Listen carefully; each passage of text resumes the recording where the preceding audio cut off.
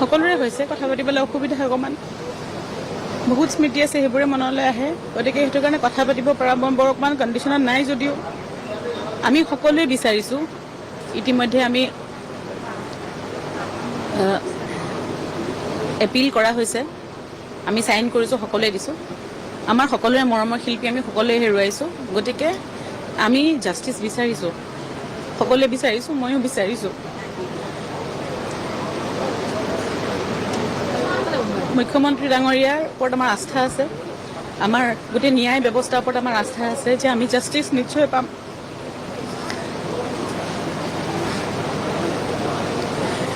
এইখিনিতে গোটেই অসমবাসী ৰাইজকো ধন্যবাদ জনাইছোঁ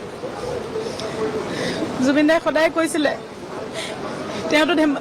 ধেমালিকে মৃত্যুৰ কথা কৈয়ে থাকে আগতেও যে মই মৰিলে অসম বন্ধ হ'ব বহুত মানুহ হ'ব কিন্তু ৰাইজে মুখ্যমন্ত্ৰী ডাঙৰীয়াই গোটেই প্ৰশাসনে যেনেকৈ তেখেতৰ বিদায় কাৰ্যসূচী যেনেকৈ আয়োজন কৰিলে বা সকলোৱে যেনেকৈ বিদায় দিলে মই ভাবোঁ জুবিন দা যথেষ্ট সুখী তেখেতে বিচৰা মতেই গৈছে তাৰ বাবে আমি সকলোকে ধন্যবাদ জনাইছোঁ আৰু মুখ্যমন্ত্ৰী ডাঙৰীয়াক অনুৰোধ জনাইছোঁ মোৰ বিশ্বাস আছে তেখেতে তদন্তটো খুব ভালকৈ কৰিব আৰু আমি জাষ্টিচ নিশ্চয় পাম সেইখিনি কথা আচলতে তেওঁলোকে এতিয়া মানে আমি এতিয়া সেইখিনিতো জুবিনদাৰ পইচা পাতিৰ কথাটোতো একো নাজানো সেইখিনি কথা এতিয়া যিহেতু তদন্তটো হ'ব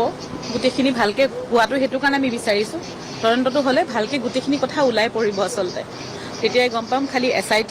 মানে ইতিমধ্যে মানে গঠন কৰা হৈছে বুলি গম পাইছোঁ